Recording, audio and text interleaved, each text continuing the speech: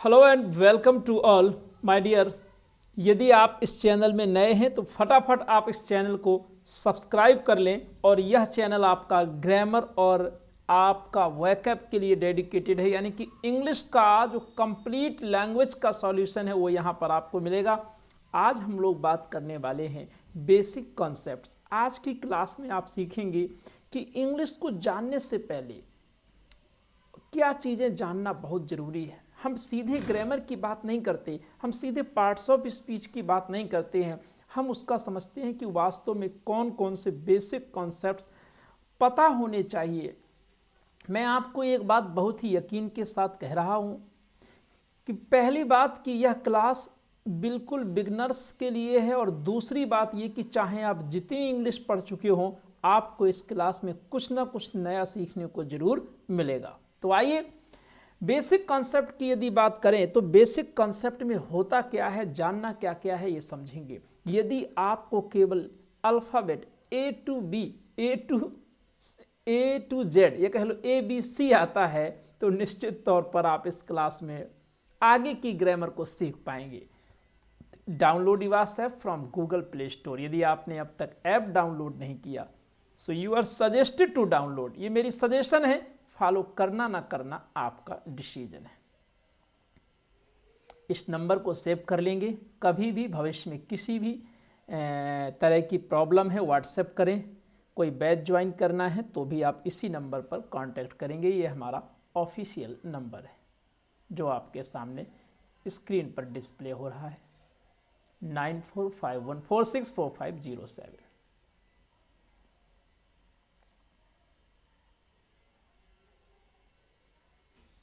आइए बात करते हैं बेसिक कॉन्सेप्ट्स की।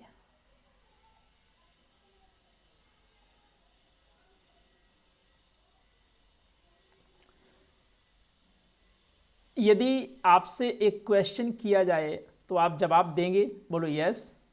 What is the smallest unit of a language. मेरा क्वेश्चन ध्यान से सुनिएगा।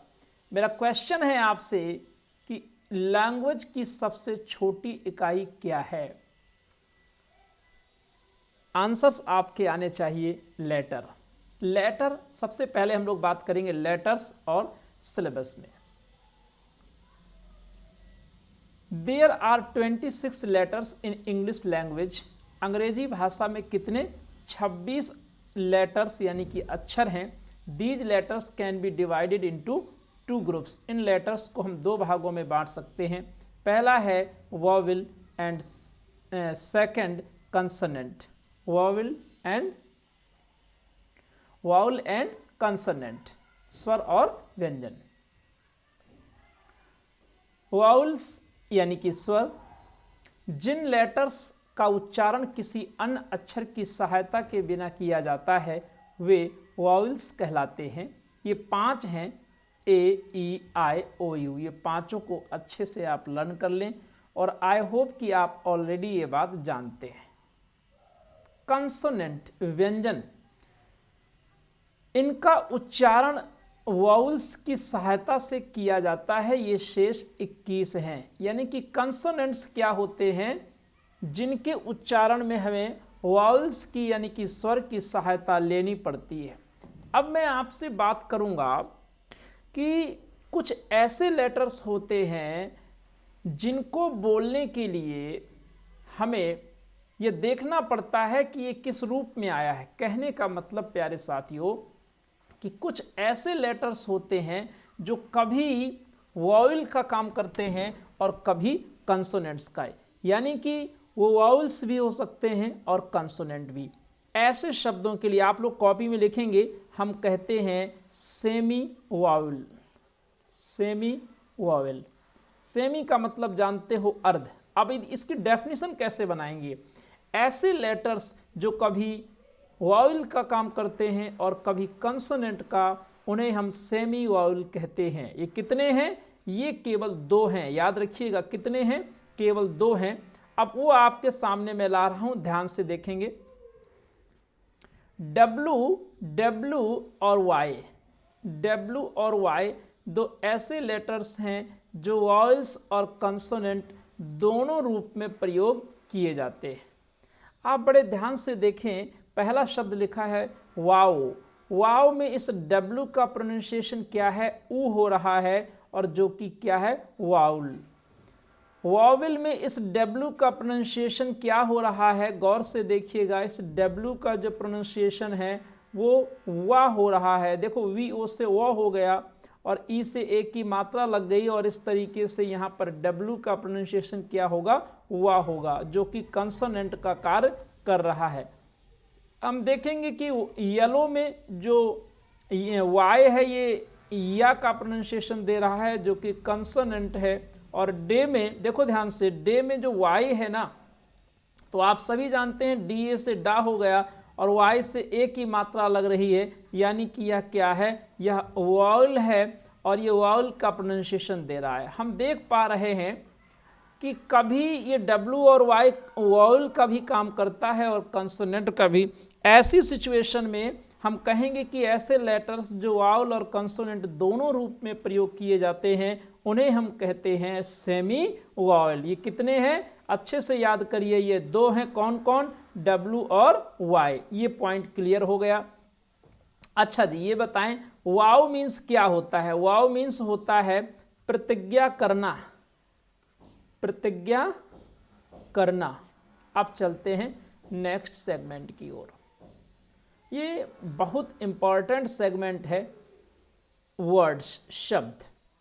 मुंह से निकली हुई वह ध्वनि, साउंड, जिसका कुछ अर्थ होता है, वर्ड कहलाता है।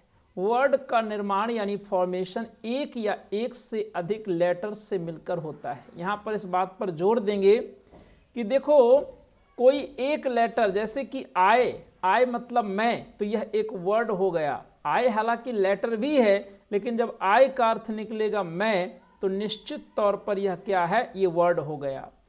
और हमने दूसरा वर्ड देखा डीमोनेटाइजेशन, है ना, नोटबंदी, विमुद्रीकरण। स्पेलिंग याद कर लेंगे, डीमोनेटाइजेशन, है ना, मोदी जी ने किया था डीमोनेटाइजेशन, विमुद्रीकरण, नोटबंदी। और ये क्या है? फटाफट काउंट करो, देखो यहाँ पर कितने लेटर्स हैं, बताइए मुझे कमेंट बॉक्स में, फटाफट बताइए कि यहाँ कितने लेटर्स हैं। और आज एक असाइनमेंट आपको दे रहा हूं, मैक्सिमम कितने लेटर्स का वर्ड आप जानते हो, कमेंट बॉक्स में छापिए और देखेंगे कि सबसे बड़ा वर्ड कौन लिखता है। लेकिन याद रखें, वो वर्ड ऑक्सफोर्ड डिक्शनरी में जरूर मिलना चाहिए। जो हमारा नेक्स्ट सेगमेंट है वो क्या है, उसको ही बड़े ध्यान से देखेंगे, और वह है सिलेबल। प्यारे साथियों, सिलेबल्स यानी शब्द खंड। सिलेबल होता क्या है? किसी वर्ड का उच्चारण करने में उस वर्ड का जितना भाग एक बार में बोला जाता है उसे सिलेबल कहते हैं। एक वर्ड में एक या एक से अधिक सिलेबल हो सकते हैं। याद रखिएगा, ऐसे सिलेबस न समझ जाना, है ना। ये है सिलेबल। सिलेबल का मतलब है शब्द खंड, एक सिलेबल वाले शब्द। You, me, go, run, sit, etcetera. आप इनमें से किसी भी वर्ड को बोलिए तो एक ही बार में बोलेंगे, उसके टुकड़े नहीं कर सकते। दो सिलेबल वाले शब्द देखो ध्यान से, father, water, monkey, beauty, etcetera.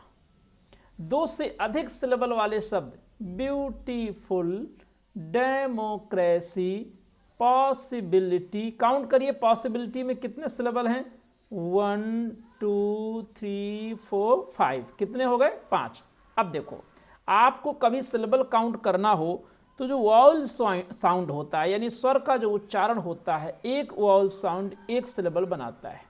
या आप ऐसे करो, अपने जो ऐसे प्रैक्टिकल कर सकते हो, अपनी फिंगर्स को लेकर के और अपने गर्दन के निचले भाग में रखिए, जहाँ से बोलने की आवाज़ निकलती है, वहाँ जितने बार टच करेगा उतने ही सिलेबल। ये टॉपिक बहुत इंपॉर्टेंट इसलिए है कि जब आगे आप अभी ग्रामर पढ़ेंगे और आपसे कहा जाएगा कि यहाँ पर इतने सिलेबल हों तो ये रूल लगाएंगे, और यदि आप कहोगे कि सिलेबल ही क्लियर नहीं है तो फिर आगे बात नहीं बन पाएगी।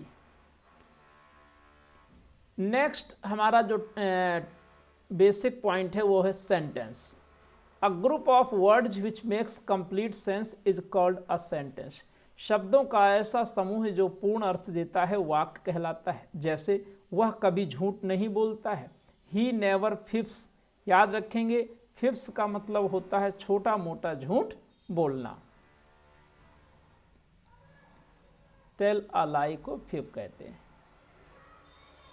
नेक्स्ट फ्रेज, वाक्यांश।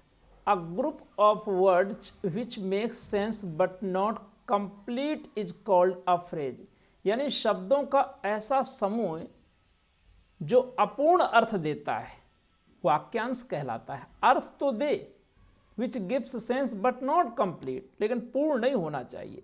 जैसे इस सेंटेंस में देखेंगे हम, for example, the sun rises in the east. यहाँ पर इन द ईस्ट क्या है? एक फ्रेज है।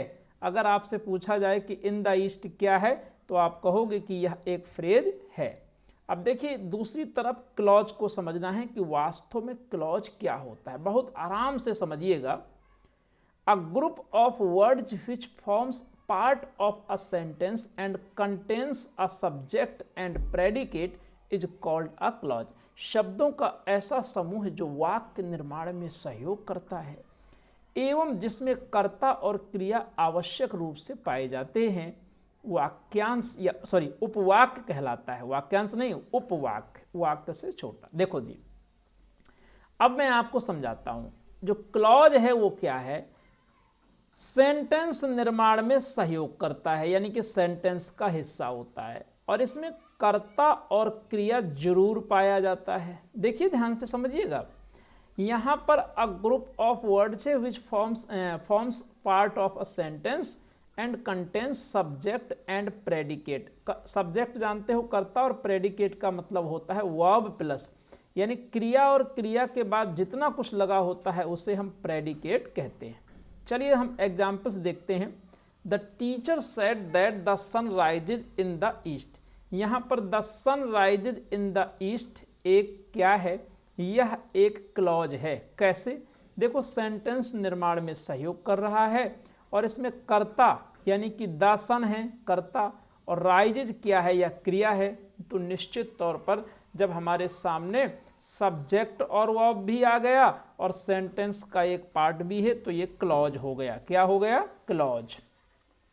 अगर हम दूसरी ओर देखें तो the teacher said, the teacher said ये क्या है? द टीचर सब्जेक्ट है और सेड वर्ब है। ध्यान से देखिएगा, तो यह भी सब्जेक्ट और वर्ब यहाँ भी है, यह भी तो सेंटेंस निर्माण का एक हिस्सा है।